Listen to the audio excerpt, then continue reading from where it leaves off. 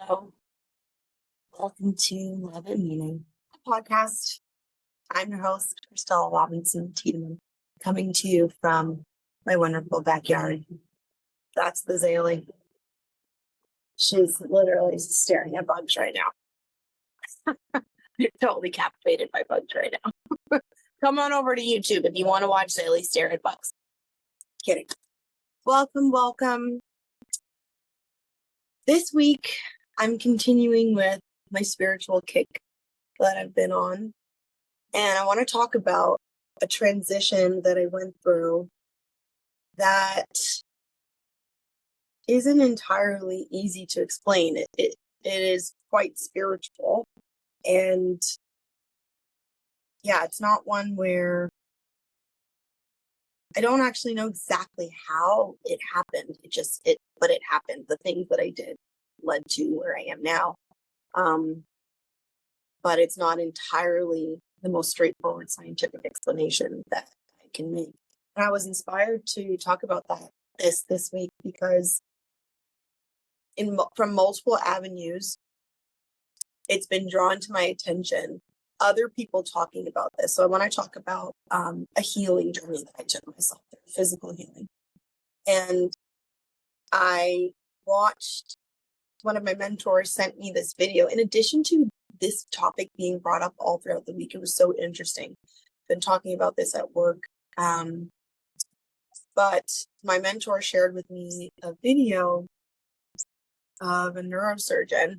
His channel, I think, is called Doobie and Goobie. He's Goobie and the dog is, no, Goobie and Doobie. He's Goobie and the dog is Doobie, which is adorable. Sharing about his experience of quitting his job, quitting neurosurgery, because it was not aligned with his beliefs in terms of, he realized that the reasons people healed were not really due necessarily to the surgery. It was more so their internal shifts that they made, external and internal. They made the shifts, and then the surgery was able to work for them.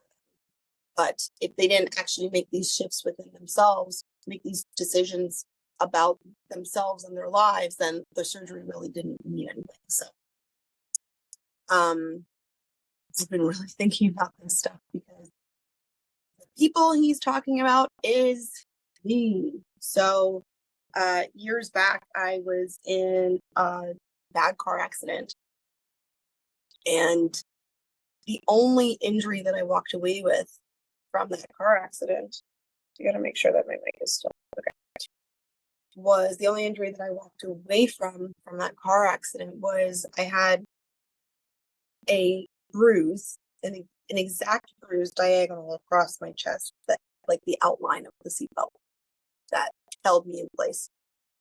The airbag, blew up and exploded, and the seatbelt held me back. So that was the only injury that we thought I walked away from that accident with, was a bruise right across my chest in the shape of the seatbelt. So really, dodged a bullet there.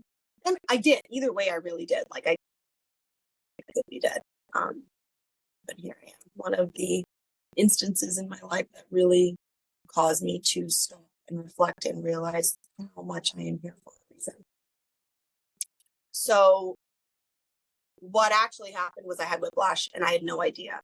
So my neck was put into a kind of extreme recovery response. So when you have whiplash, all the muscles inside of your neck and your body's very smart, right? So it feels like danger, like stress, like it was such a fast movement, the way that my head whipped forward. I didn't know any of this at the time. So your body goes into this kind of like extreme response to keep it safe. So it's like, hold that thing in space. Like it wants to keep the rod straight, hold it in space, in place. So all of your muscles tense up, all the tiny little muscles, and all the way out really, really tense up. And then something very interesting happens where your spine actually over time starts to grow bones, new bones, in order to keep what it thinks needs more stability in place. So after my accident, years later, I all of a sudden awoke one day in extreme pain. And that pain continued for, I genuinely don't know how long this was, but a very long time. I lived in pain for years of my life. And it reached a very extreme point where I was living in a cervical collar. You know, those collars that you see people, those collars are actually why after an accident, they just put you in that collar, whether they think, they don't even know if there's any spinal injury or not. We've learned to put you in that collar. It's for this reason. It's for the reason that you very likely are in crisis. Your spine is in crisis, even if you can't necessarily do it. So I, at some point, was living in a cervical collar for about 6 months straight in my life, working and everything like this. Insane. And I was kind of functioning at an 11 out of 10 pain, like severe. I was on a lot of painkillers.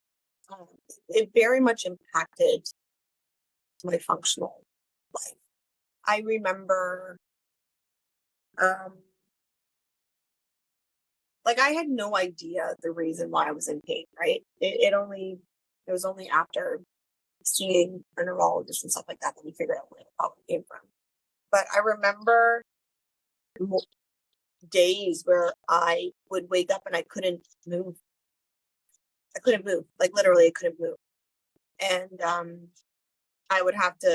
I had roommates at the time. I would have to like scream for or text my roommates to come, and we had like a whole strategy.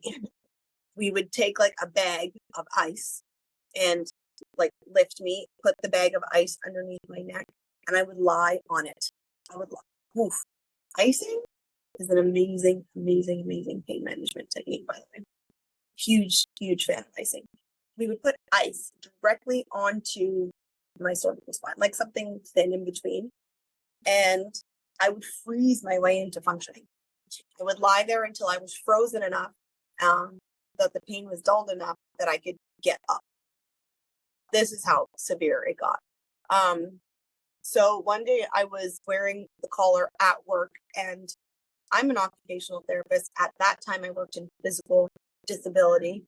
I actually worked with a lot of spinal injuries. I worked in inpatient rehab. So I got everything from gunshot wounds to knee replacements, like everything in between for adults.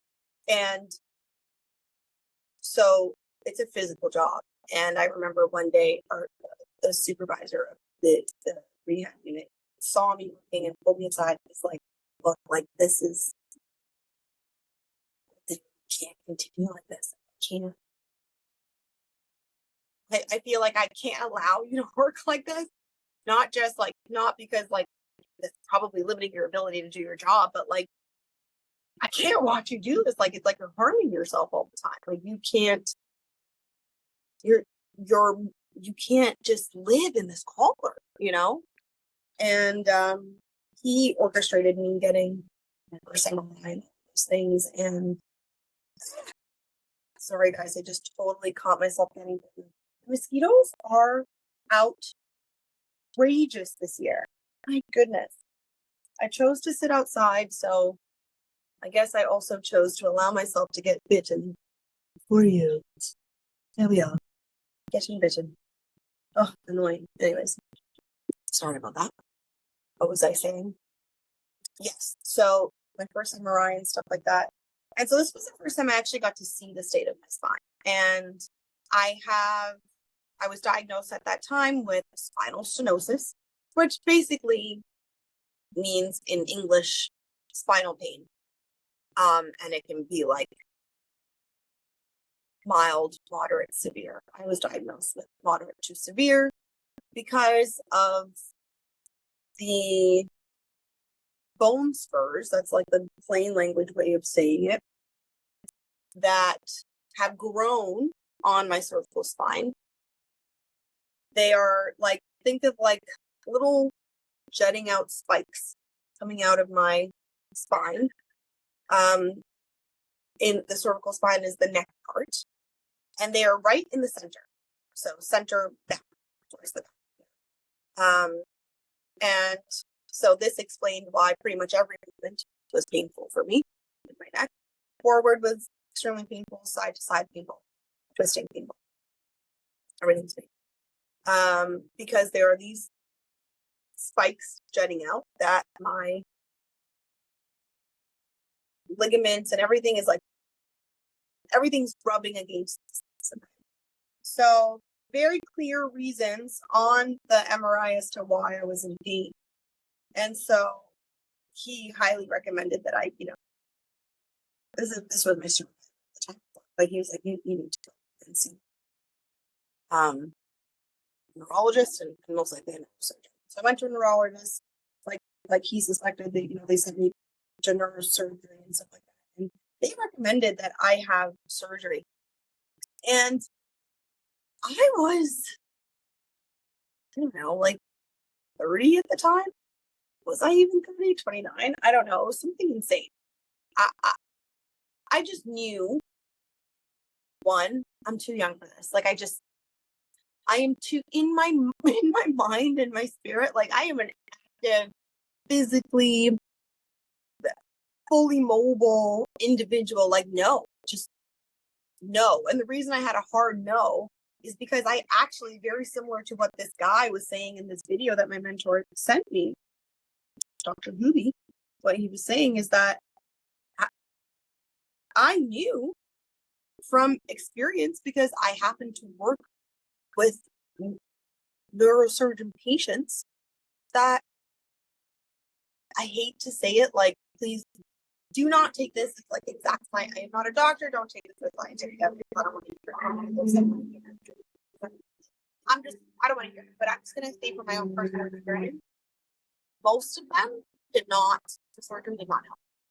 The ones that I worked with, I'm telling you, the surgery didn't help. I saw a lot of fusion happening. So fusion means that the vertebrae were fused together so that it would limit the amount of movement that you could make, and therefore pain, because the movement is what caused the pain, but it limits the flexibility of your spine. The point of your spine is for flexibility. And I see people now be less mobile, less flexible, and have the same amount of pain, if not more. So I saw that for myself. And so I was just like, no. Everything inside of me said no. And I started to do my own research, and I started to kind of realize how much I'm Canadian, but at this point I'm in the United States already. I'm in New York. And it's a very different system that I grew up in. And I'm sorry, the system is really designed for people to make money. It's not really designed for people to heal.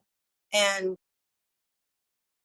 I just was highly disappointed by how quickly a doctor could tell me at 29 years old to get major surgery on my spine. It just frustrates me right now. So, no. And I made a pact with myself. I had already entered into a spiritual journey. I had already kind of been awake. I'd had my awakening already. And I had already started doing a lot of self-education. I had learned about law of attraction at this point. I'd been reading books and stuff like You Can Heal Your Life by Louise Hay. Abraham Hicks's Ask and It Is Given. I've been introduced to law of attraction, and it really changed my view of the world and what was possible and what I was capable of. And so this was my invitation to the universe, and in many ways my first invitation in a big way. I'm so grateful for all of this, because I entered into a pact with myself at that point that I was going to heal myself, that I am not going to be a statistic, that I'm not interested in what any doctor or surgeon has to say. No offense, but I am not going to be told how I'm going to heal. I'm going to do this myself. I'm only thinking this sitting outside decision was not great. Oh my God, mosquitoes are feasting on me. All right. Come on over to YouTube, guys, and watch me get eaten by mosquitoes. So I made this pact with myself. I'm gonna heal. myself. And so hearing began me really proving to myself the phenomenal power of the human mind and the human body. So I went from 11 out of 10 pain to 0 out of 10 pain over the next year. I embarked upon a lot of changes. I figured that my entire life had brought me here. So maybe my entire life in many ways needed to change. And it wasn't entire. I don't think our relationships changed, but my attitude about things changed. My attitude with myself changed, which changed my relationships. So I'm just gonna outline the things that I did that healed me in this episode. I'm going to share with you what those things are that I did. But the thing that like really blows my mind is how these things actually ended up healing me. I don't understand. Like I still don't understand. I think we don't understand why these things work, but they did. They did. And I can tell you that to this day, on my MRIs, everything structurally remains the same. I just don't feel it. The pain was so intense. It wasn't even just like a pain in my neck out, but what was the main suffering was I experienced a lot of brain. And so this means the nerves. Oh, I didn't even explain that. The reason that I'm in pain, like the spinal stenosis, is the nerves. So nerves run out of on your cervical spine, each vertebrae. There are major nerves running through them.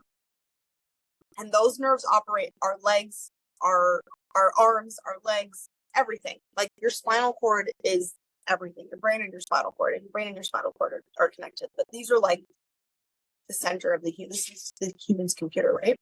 The main part of the computer. She still keeps sitting in the sun.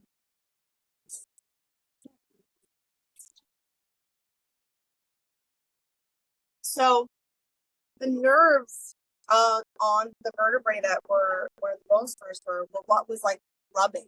Like that's what was really causing pain, is that every single time I move, these bone spurs jut into these nerves. So my main pain was I would have radiating pain down my arms, particularly my left arm.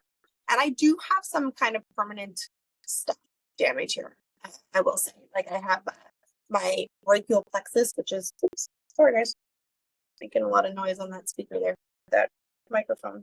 The brachial plexus, which is this area here, there's some significant nerve damage in there. And so my range of motion is fine, but if I put my arm all the way up, I don't fully feel, it's hard to, the reason it's hard to like move my arm, how I know this is because I work out, right? So let's say I'm lifting weights like this, I need to look in a mirror or I don't exactly know where my left hand is going entirely. So there's kind of like some feeling that's missing when I raise my arm to a certain height and stuff like that. Little things like that. My middle finger, for example, on my left hand, the sensation is not the same as the rest of the fingers. It feels like a little bit dull and stuff. So there are some permanent things, but they don't really like bother me to a great deal. So, yeah, the nerves are really irritated by the movement along those bone spurs. And you can structurally see the damage is still there, or the growths are still there. I technically am still diagnosed with stenosis. I don't feel it. And if I don't feel it, all is well. Like my life is good. You're going on about, don't exactly remember the dates and stuff, but I think it's about 8 years now. I think it's about 8 years now that I have been no meds, pain free. I have little flare ups here and there. Honestly, I haven't had a flare up at this point in like 2 years, but I've had little flare ups here and there, which have also gotten less and less and less and less. Why? I do not know.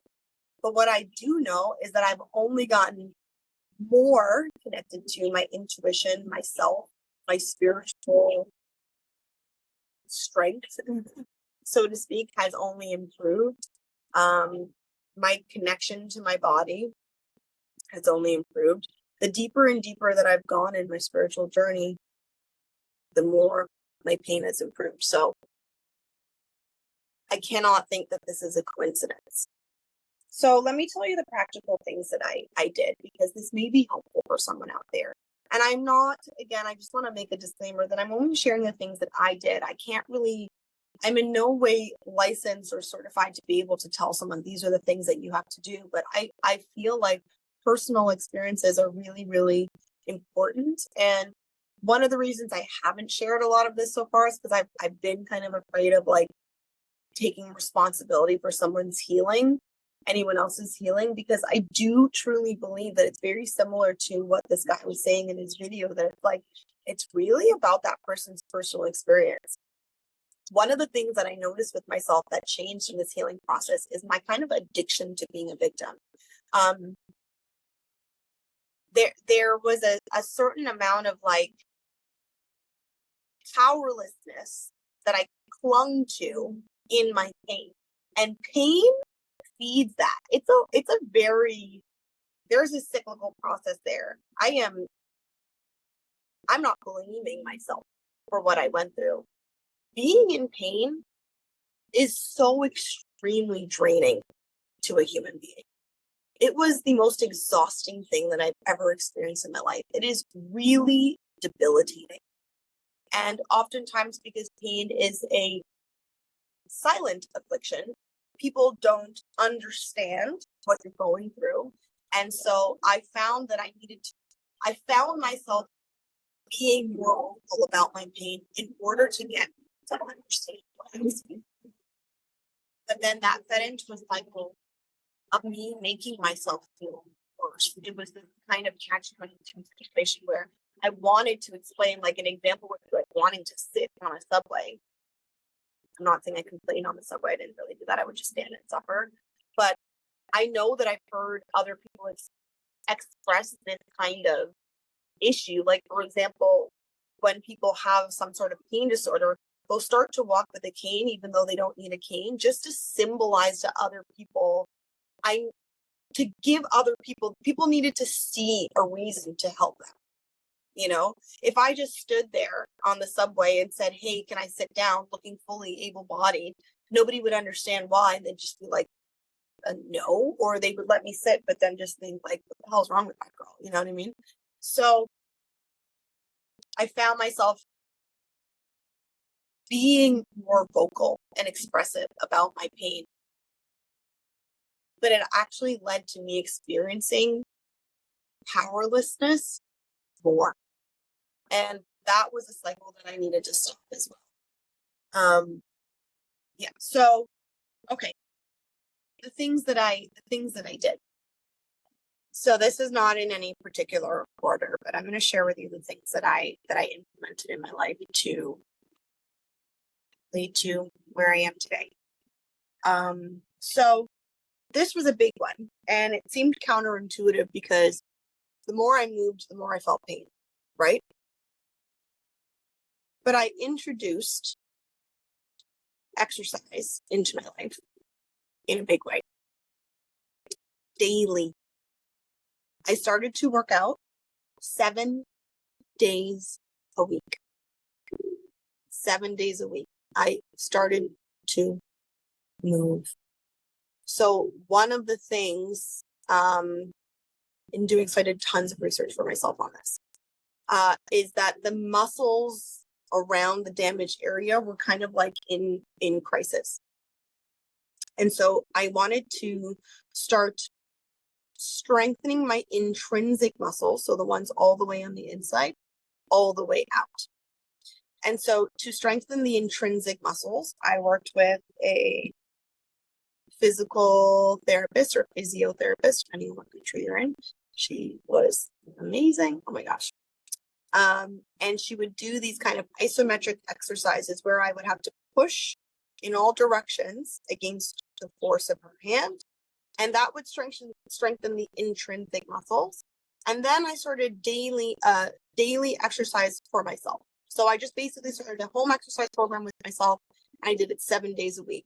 And I got intense, guys. Like I did really heavy weights. Like I've gotten really strong. And these were things that no doctor was telling me to do. Okay. It was more like, you precious thing, like let's keep you, don't harm that, the sensitive, fragile being. Instead, I was like, let's get strong.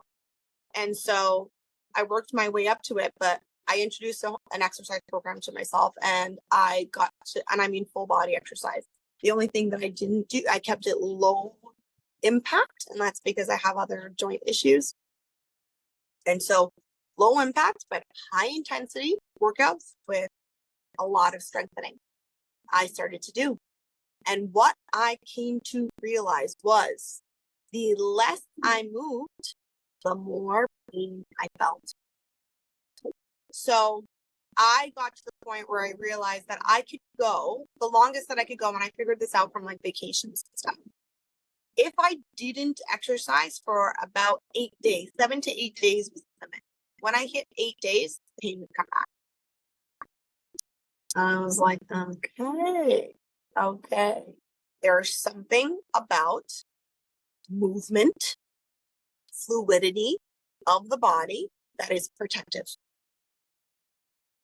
I am not coming to this from like a scientific perspective. I'm sharing this entire video from a spiritual perspective. I'm just sharing what worked for me, and I don't know why, but it did.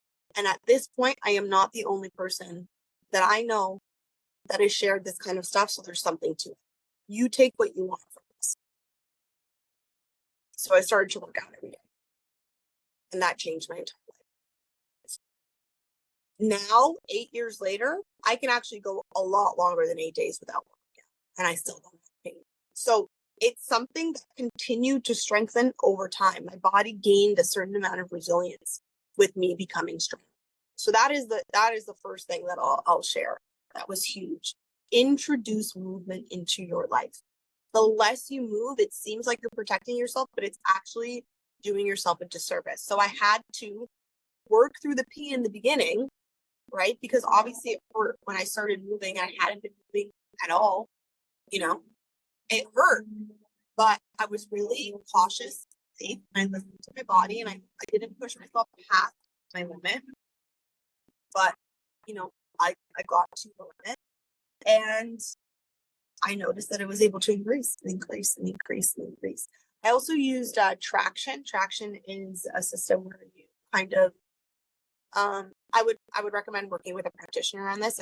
I worked with another occupational therapist on this, where they strap you up to this thing. They can do it with their hands too if they're very skilled.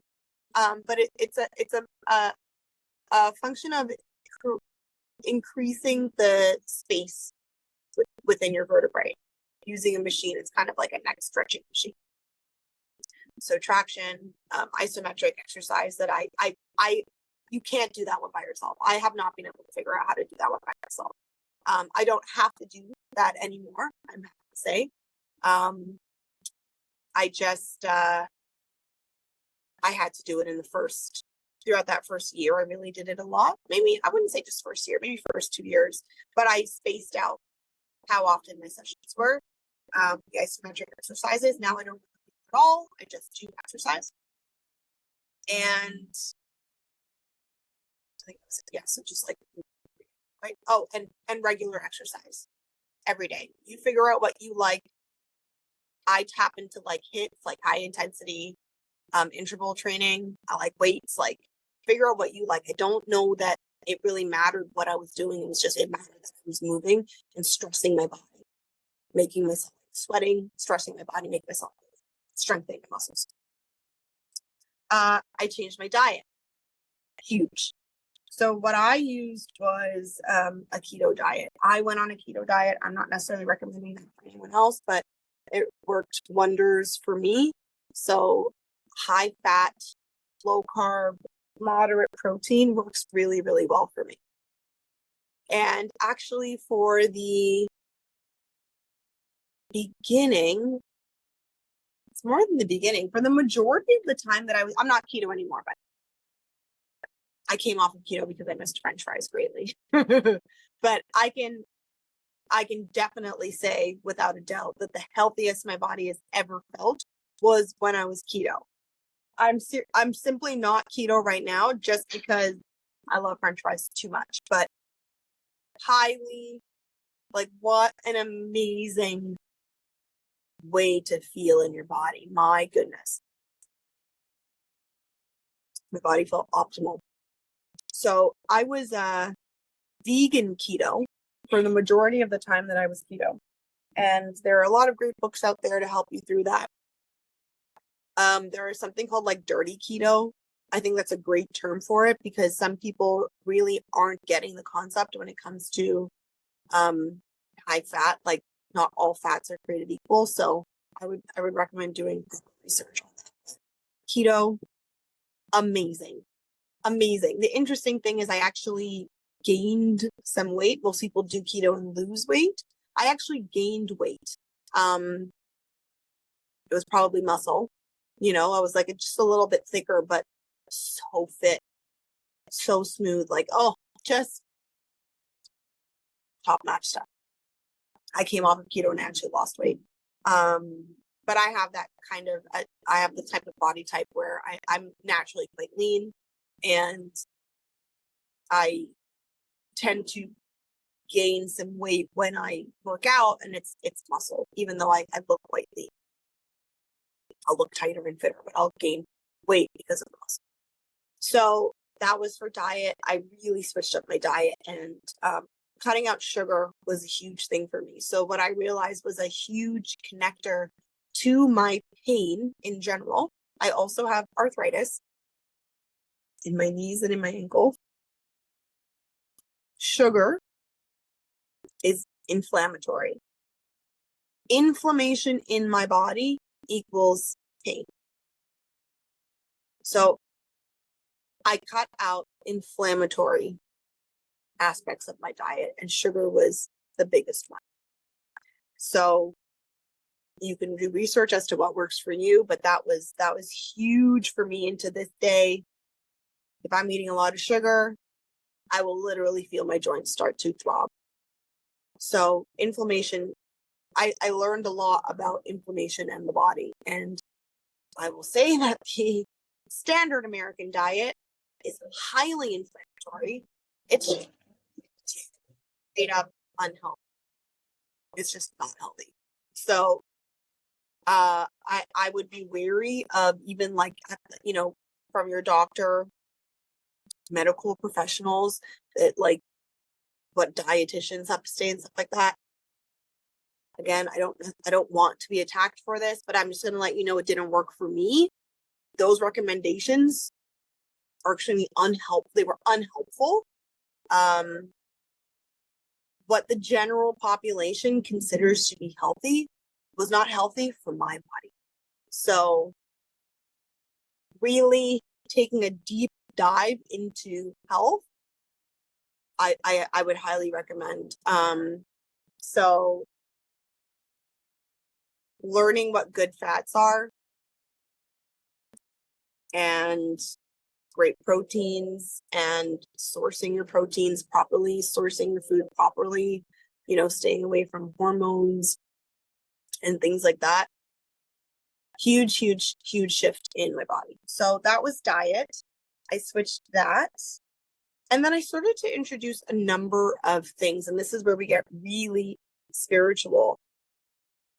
But they had a huge impact.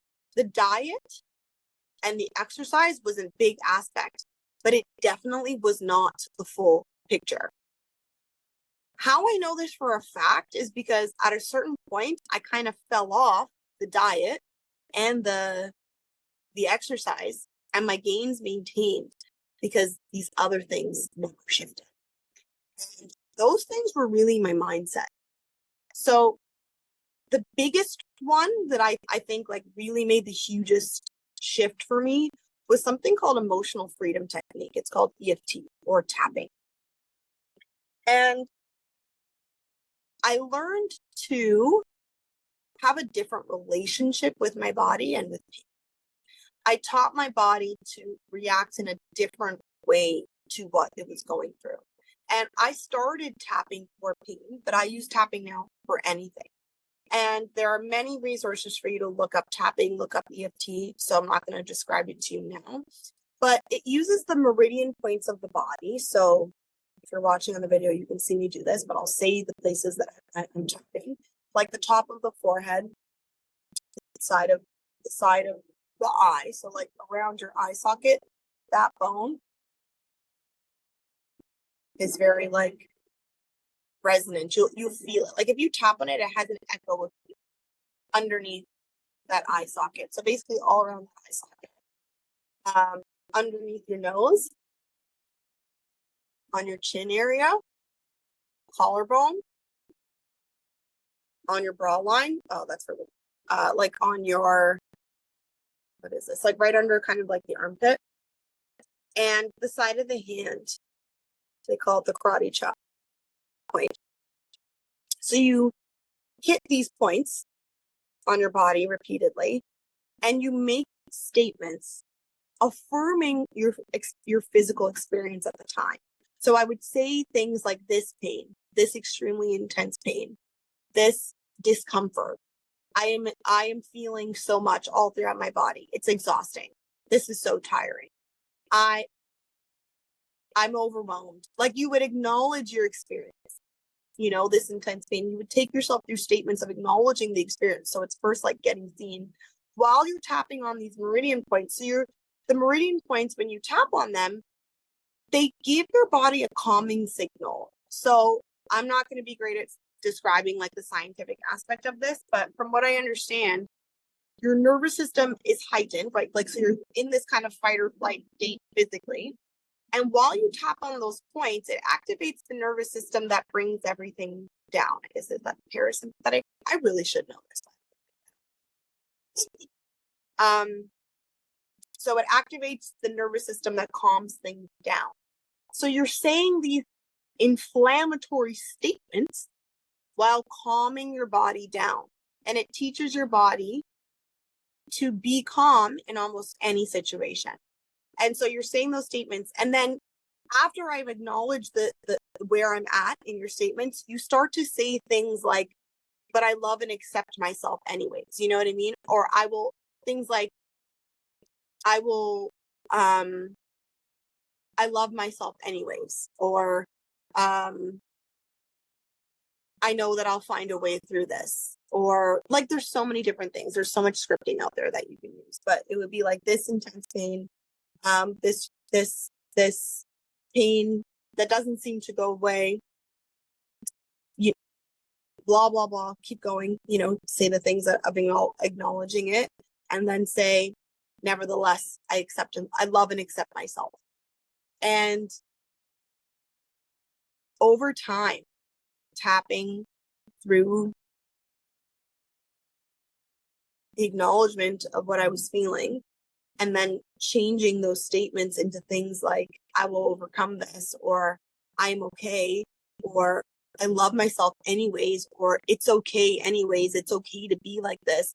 All of this kind of affirmative stuff while tapping on these meridian points, I really changed the way that I experienced the pain in my body.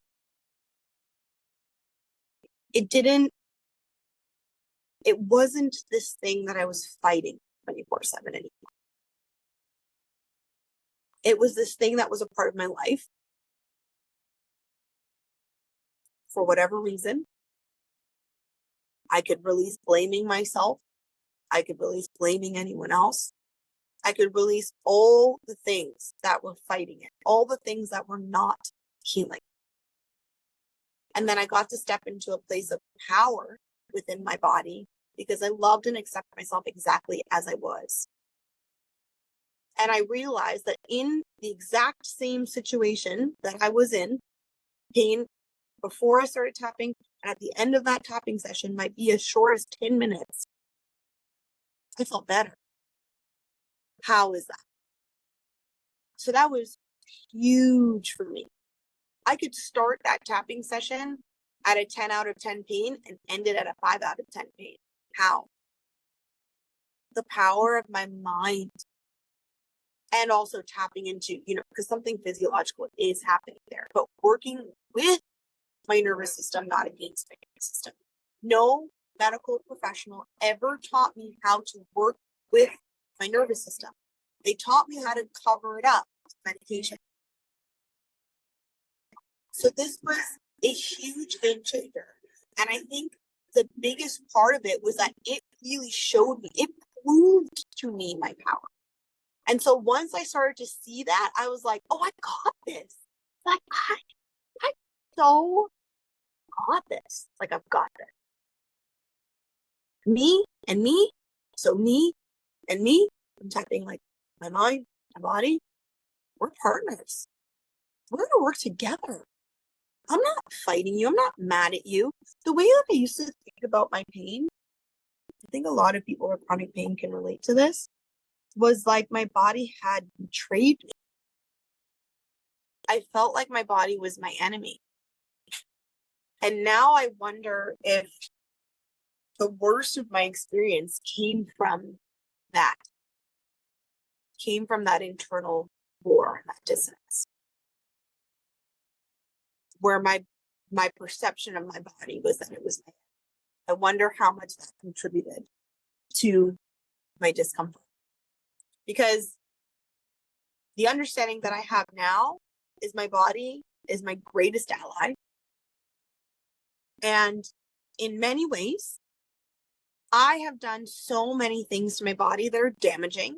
And my body, 24 hours a day, just stays trying to do its best, trying to be its healthiest, trying to combat all the things that I put it through. And I had the audacity to think of my body as an enemy. The reason those bone spurs were created was because my spine was trying to protect itself. That shift in my understanding in my head was huge for me.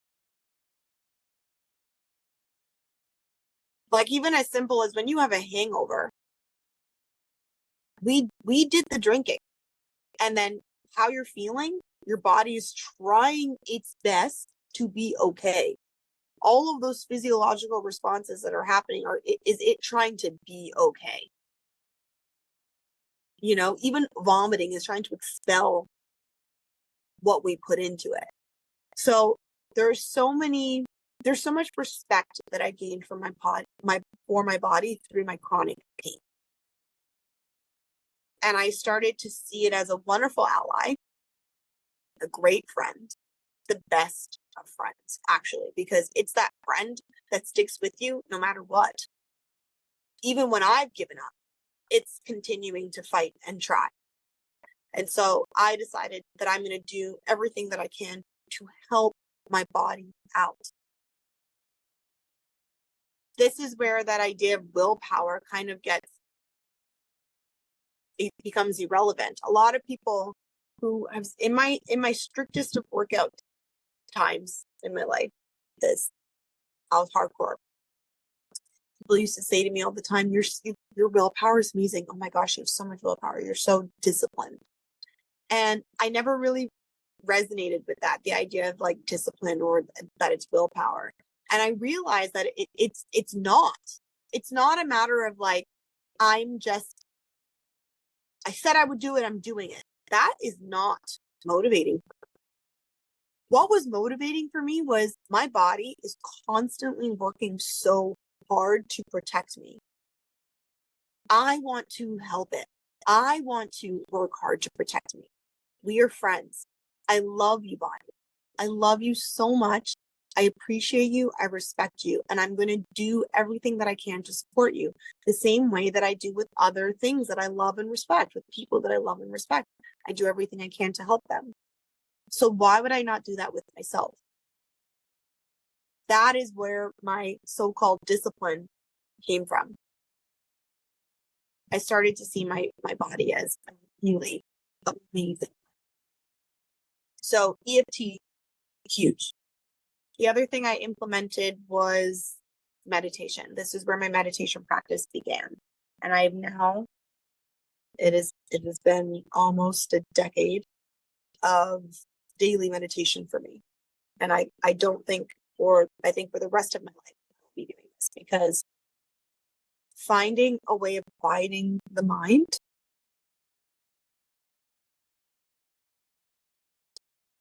is irreplaceable. It's a priceless thing to do. The thing that quieting my mind taught me was how much I was not in a neutral place most of the time. I explain this to my patients a lot. I do meditation with my patients at work. Oftentimes we'll think that, for example, somebody says something to you and you go off the deep end. It's like, how could you they said something so rude, it's so inappropriate, it's so disrespectful, and you lose it, right? And they would think like, well, the reason I went off the deep end is because that person was so rude. What meditation taught me is half of the time I was right on the edge of going over into the deep end. I was, that saying, that the straw that broke the camel's back, like it just takes a little thing to knock you off. I was the one who was right there and ready to tip. So it didn't take much. So pain would just throw the whole day away because I was already on an edge. I was already on such a stress level. I was already in such tension. Meditation brought me to this neutral place where I had a far more objective view of my life and everything around me. So that person saying something maybe potentially rude to me didn't tip me over the edge. I got to see it as what it was, oh, that was very nice. Great. I'll either not engage with them, or I'll assert my boundaries, whatever it is. But I got to do it from this like calm, collected place. Meditation taught me that. Many of us are not walking around at our neutral place. We are walking around with very high levels of stress, or already very angry, or already very sad. Just almost, I think it's Wayne Dyer that says, he said something like, stop looking for opportunities to be upset. It's almost like we would walk around. I used to pretty much walk around looking for not consciously, subconsciously, looking for an opportunity to be upset. So that person would just say the right thing, and that was it. Here we go. Oh, the worst day ever. It's the worst day ever. You were just waiting for something to prove to you how much this was the worst day ever, instead of deciding that my day gets to be great, or I get to choose. How about this? I get to choose what my day is going to be. It could be great, it could be terrible, but either way, I get to choose. Coming to my life from that stance of I get to choose what my day gets to be, I started to have a lot greater days. A lot better days. And so meditation will forever be a part of my life, because giving yourself that neutral state is a launching place for all things great. I want to have great judgment in my life, and I can't do that unless I'm coming from a neutral and as much objective position as possible. So that was meditation. What else did I implement? I think those were the main things. Oh, I also started, okay, so this was the final one. This is where I really started to implement, kind of embody what law of attraction was teaching me. I started journaling, and I really started to take a look. The EFT helps this, the tapping helps this, because when you go through the script, you're saying out loud how you feel, right? I started to take a look at the content of my thoughts. And I realized how negative the content of my thoughts was. How disempowering the content of my thoughts. How victim-oriented the content of my thoughts were. So journaling got me to see what was inside of me. I'm just testing to see if my mic's on. Okay. Journaling, yeah, it really got me to see what the content of my thoughts were. And I started a practice of purposefully thinking good thoughts. So this was my first introduction to affirmations. I cannot say that I really use affirmations to this day, but at that time, affirmations were huge for me. And what I will say, if you do decide to use affirmations in your spiritual life, what I'm very grateful for is I, from the very beginning, had an attunement to the way that I feel. So I noticed that when I said affirmations that I didn't agree with, it didn't feel good in my body. And so I stopped saying them. The key with affirmations, in my opinion, is to make sure that you are saying statements that you believe are true. Your body is very smart. And I wonder if maybe chronic pain made me even more attuned to my body in a way. But I'm very good at knowing when I'm saying something that sounds like a lie. So if you're saying an affirmation and it sounds like a lie, I don't actually think we're helping ourselves. I think that there's a subconscious part of you that's just going, liar, liar, liar. That's not true. That's not true. Which is not actually attracting. In terms of law of attraction, it's all about frequency. And the frequency that you vibrate on is the frequency that you attract. So whether I'm saying out loud, I am happy, and on the inside, a part of me is saying, no, you're not, you're miserable, you liar, no, you're not. That is my actual frequency, the little voice. So the key here, I knew, was not about just saying something out loud. It was actually vibrating on that frequency. So what I noticed for myself was that when I made statements that felt true to me, I could feel that I was on that frequency. So for example, instead of just saying, I am happy, I would say something like, I am willing to embrace happiness in my life. And if I felt into my body, it felt true that I was willing to. I wanted to be happy, right? So I am willing was the truth. I am pain-free. That affirmation was the biggest freaking lie I had ever heard in my life. If you're sitting there at an 11 out of 10 pain and you say out loud or to the universe, I am pain-free, I don't know who you're benefiting from while you feel extreme pain in your body. I'm sorry. That didn't work. But when I was tapping, and this was the other thing, it was true because I was doing all the things in my life, right? I'm tapping, I'm meditating, I'm reading more on changing my mindset, and exercising. When I say out loud to myself, I used to do it in the mirror. Louise Hayes, it teaches mirror work. She's a big proponent. She was. Rest her soul. I would look into my own eyes in the mirror and I would say, I am willing to embrace a pain-free life. It felt truer than anything I had ever said before. And I knew I was vibrating on that frequency. And that was it. So I did use a lot of affirmations at that time in my life, and they were extremely helpful. I'm not saying they're not helpful anymore. They're definitely still helpful. I have different ways of operating now. But at that time, when I was in an acute state, affirmations were a beautiful thing.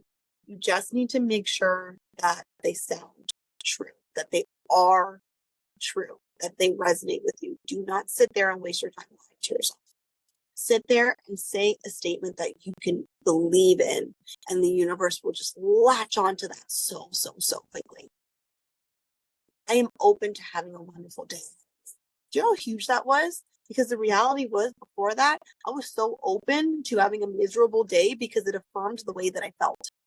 I was no longer interested in having miserable days. I was no longer just interested in someone else affirming how I felt. I was interested in feeling better.